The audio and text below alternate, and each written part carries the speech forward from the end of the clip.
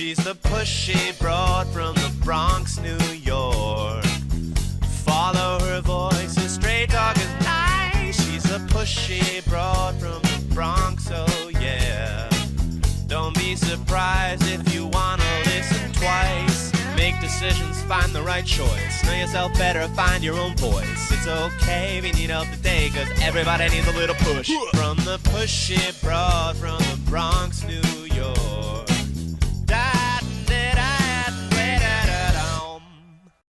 Welcome, Transformation Talk Network listeners. My name is Ellen Stewart, and I am the pushy broad from the Bronx. Welcome to my show, Recovery Recharged, where we share advice and support with experts in addiction and recovery. I am so thrilled to have this guest today because I always tell my listeners that when you are firm in your recovery, one of the best ways to continue on that path is to find what you want to do for work. What are your career options? What are your career paths? Do you know whether or not you're on the right career path? So I brought in an expert. I brought in life coach Sixu Chen, who's going to talk to us about some very interesting things. And I also want to be able to answer these questions myself, because we're going to talk about the 5 important questions to determine if you are on the right career path.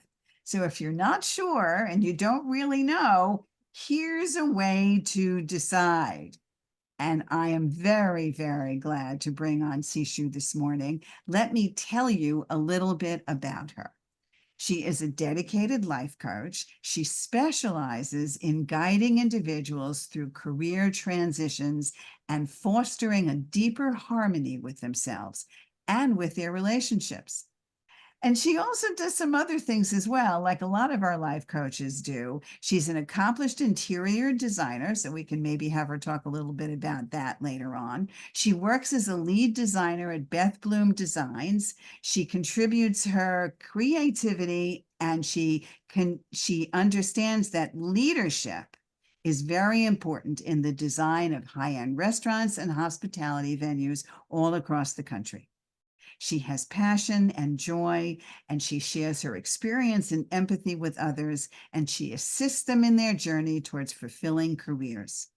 She really inspires to empower each of her clients to honor their authentic selves and their unique paths.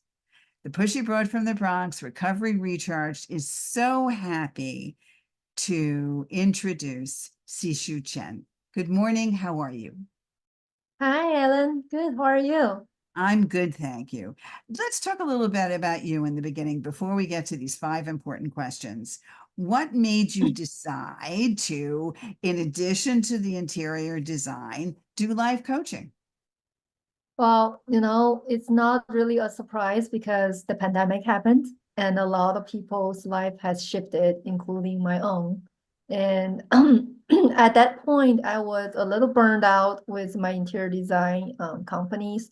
I used to work for 80 hours a week, and on the weekend, I also work, and all the vacation times is about meeting the deadlines. And I just started to question myself if I want to continue to live this way. And I look up to my boss and look at her, it's like, do I want to become her in 20 years? And honestly, I don't.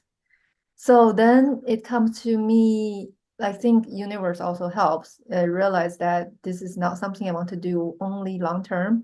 So I got laid off, and I just don't have another inch in my skin. I don't have any energy to find, like, put my resume together, go to another interview, just go through the whole process, get hired just to feel burned out again. Like, I didn't want to do that. So I started my own soul searching journey where I asked the questions that I may ask today on the show, and additional questions that I take my clients through. And I discovered my own talents and skills and passion and value. And one of the most important thing I realized that I don't want to become a master at anything. I want to help people become a master at something. And I want to just be supportive, be helpful, and be their guide. And that's kind of how I decided to become a life coach. It's like I use so much of my energy to help my family and friends to have a better life. They come to me whenever they have their problems, and I put all my energy in helping my partner to be better and be more successful, be more happy. And then I realized, why don't I help more people? So one day I woke up, that voice is so clear in my head, just why don't you become a life coach? And that's how Well, it started. that sounds like a great concept. First of all, you said a lot of things, so let me just summarize what resonated for me, and I'm sure what resonated for my listeners. First of all, the pandemic was life-changing, and I have lots of guests that come on and tell me that they have made life-changing career choices during this time by either being forced to leave a profession, right? Either being by let go or deciding it was time to go. So or turning around and having the opportunity now to reassess, have made a new life choice. And that's exactly what you're saying. And you also turn around and said that you have discovered by asking yourself the 5 questions that we're going to get to in a little bit, how you made a transformative life change. So we're very interested to see what that's like. And then you also said that you have helped so many people in your lifetime, and then you have said, well, if I'm helping them and I'm feeling pleasure from it, then I will help other people as well. But the trick here is, Sixu, that once you help other people, like I do when I coach, I am indirectly helping myself, because it's allowing me to grow. And I'm sure that's what it's doing for you as well. Wouldn't you say? Absolutely. I mean, I used to be kind of a little against of having a business because somehow you feel like business people are just very salesy and they just trying to take advantage of others and make money. I don't know. I grew up with some kind of belief that I don't want to become a business person. And then one of my business coach one time told me like, your business is your personal growth revenue.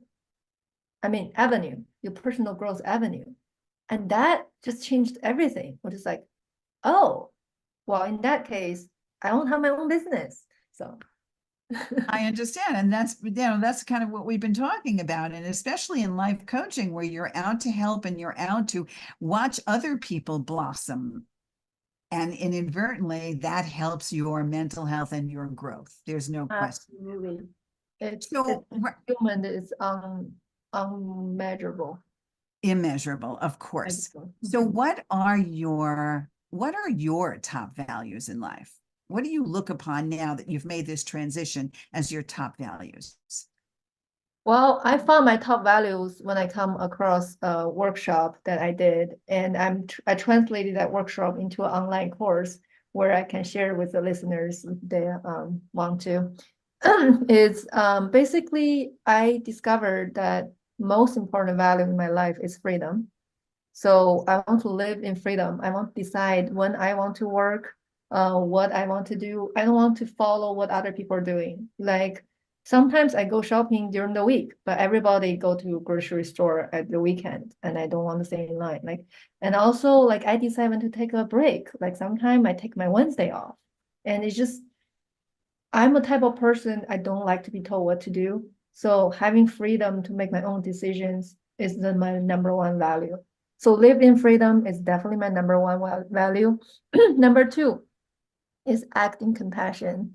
It's like I just feel like that is so important because everybody carries a story, and if we just all be a little compassionate about people's situation and be a little understanding of where everybody else is coming from, I think we can be all in a much better place to get along with each other, because everybody comes with a story and perhaps a baggage or some wounding, and not just us. Sometimes we tend to victimize ourselves. And so I want to tell myself, no matter what, I want to act with compassion.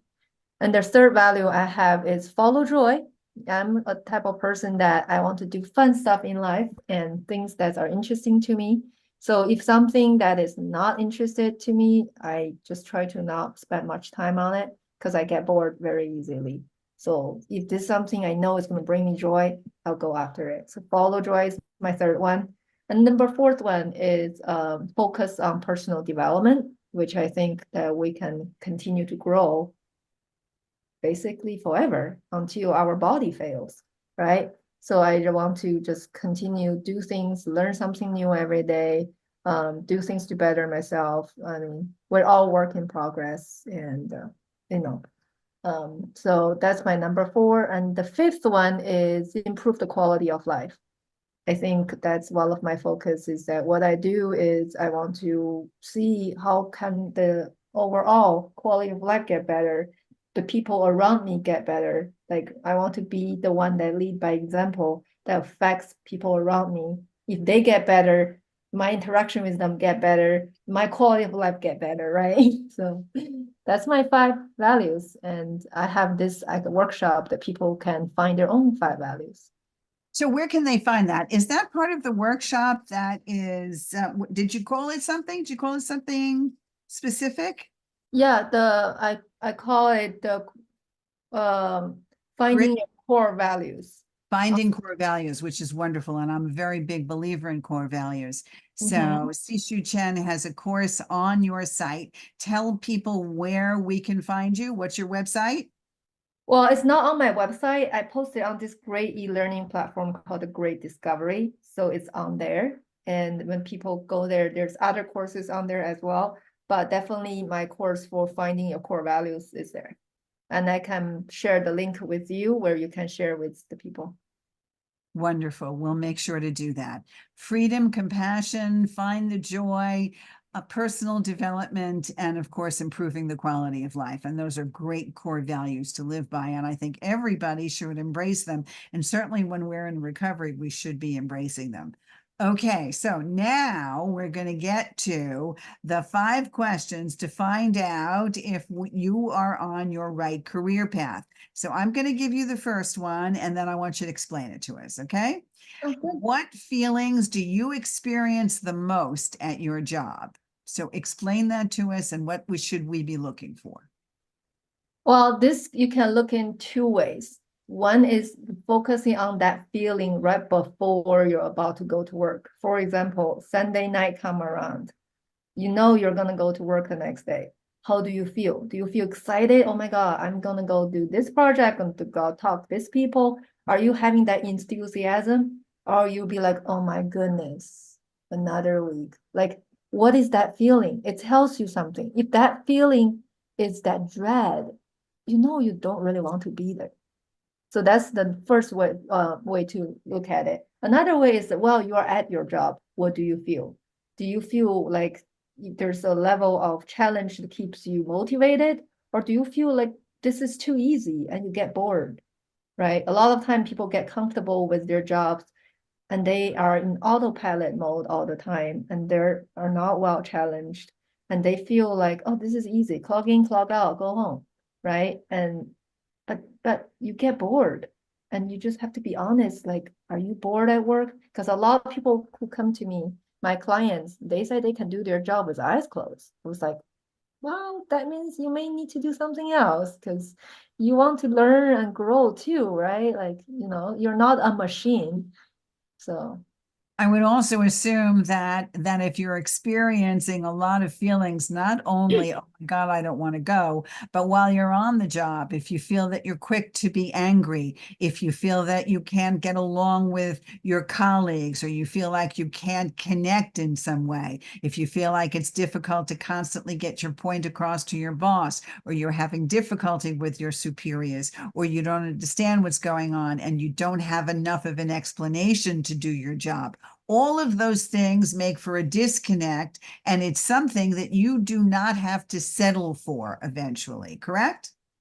absolutely. And Okay. most people don't check their feelings, but our feeling is always speaking the truth. So trust it.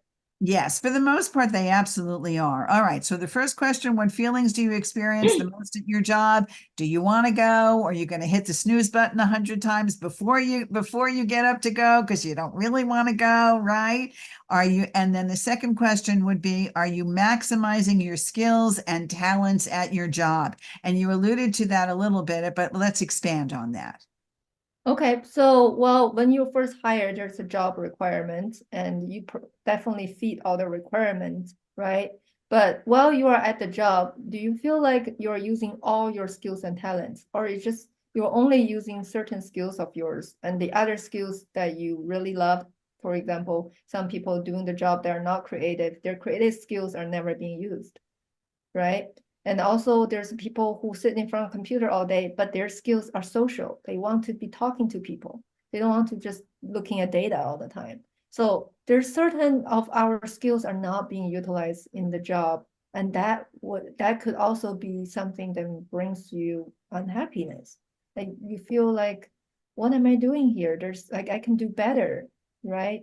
You haven't reached your potential. So what I mean by maximizing your skills and talents is that do you know all the skills you have?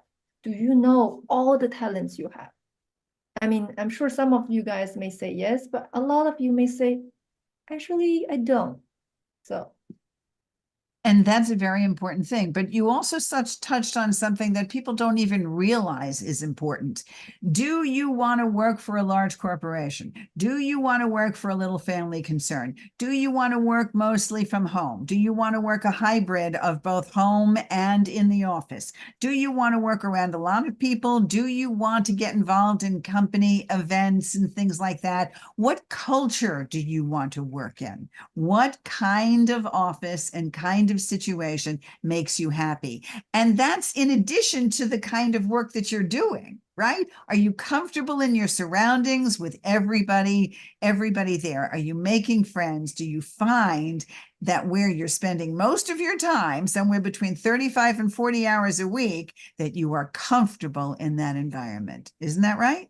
absolutely, I love that question. Mhm. And then the third question here is, do you and the company you work for, and here's a big one, share the same values and vision? So tell us about that. Well, this is a deeper question because a lot of people don't care and never ask that question. And then in the end of the day, they just have a paycheck and they're working for this company to do what this company wants.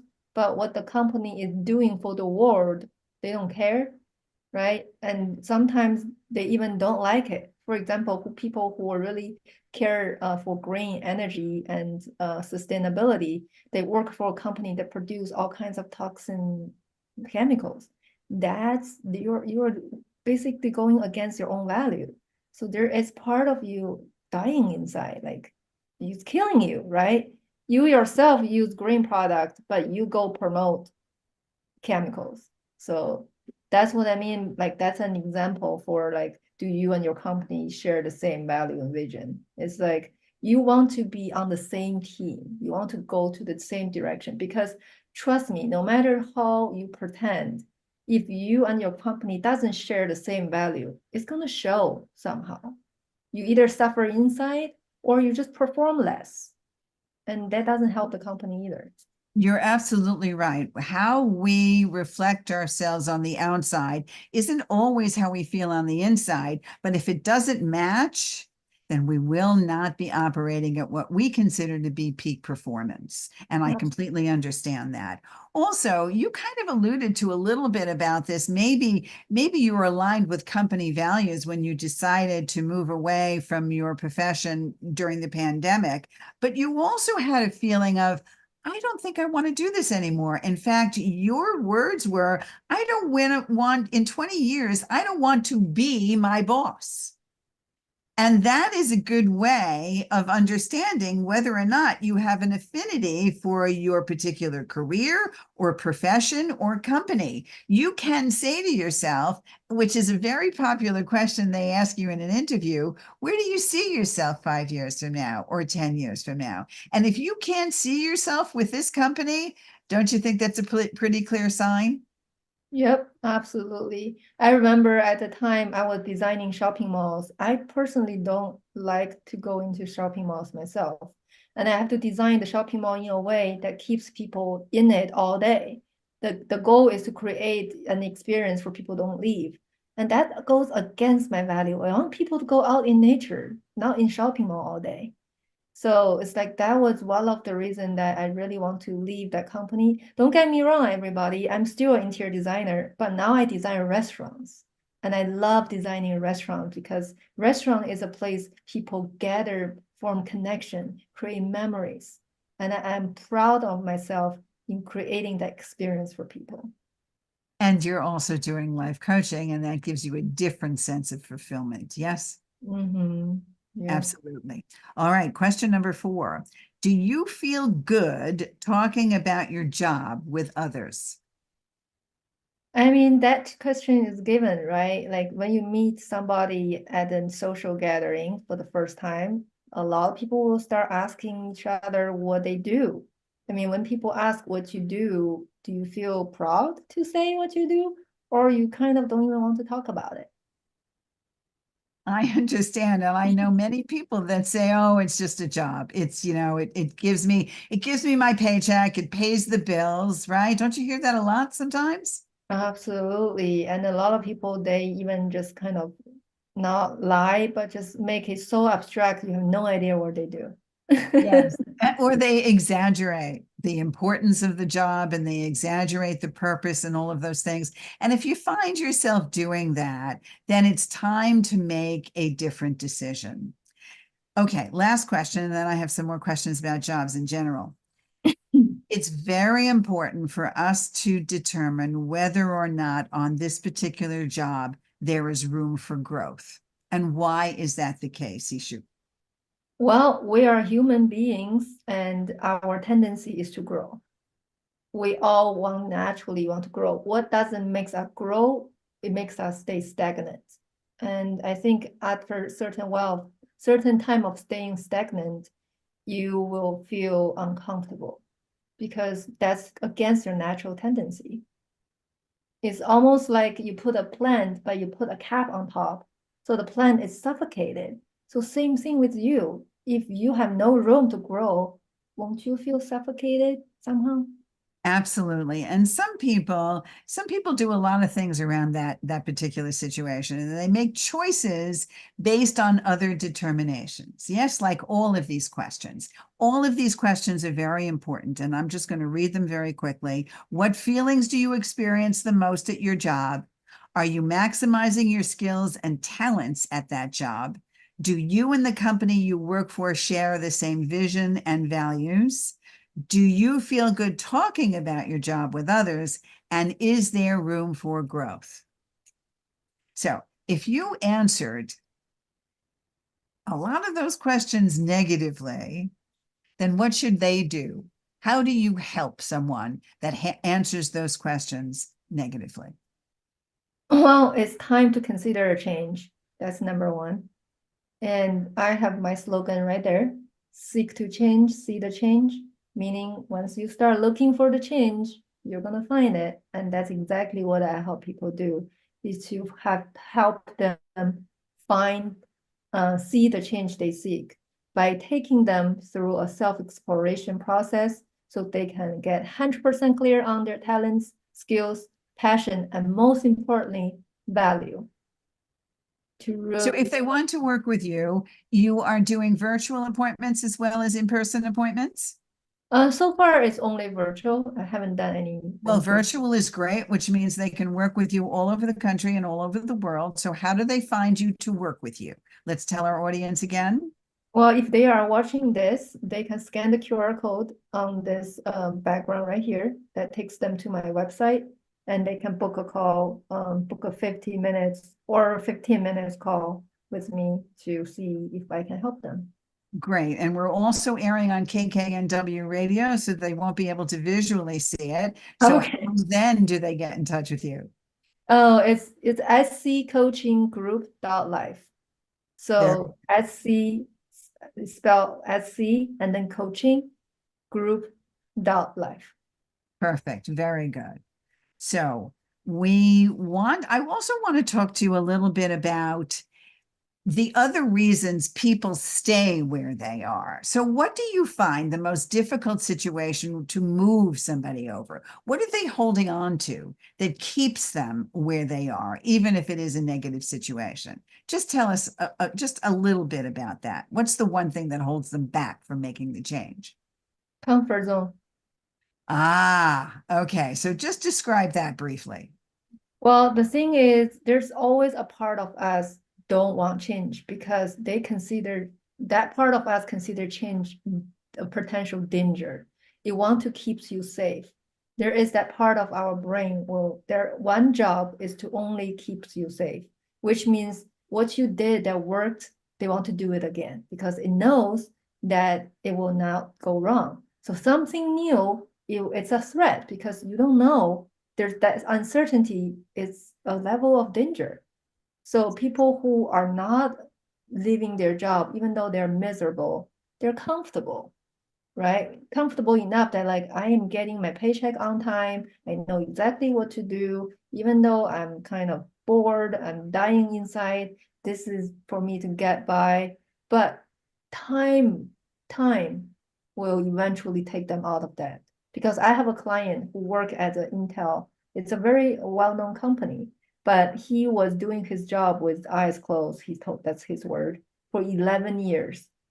Finally, at year 12, he came to me and he said, I can't do this anymore. I don't know what I'm doing every day. It's just, I just feel like I'm a machine. I'm going there, perform the same thing every single day.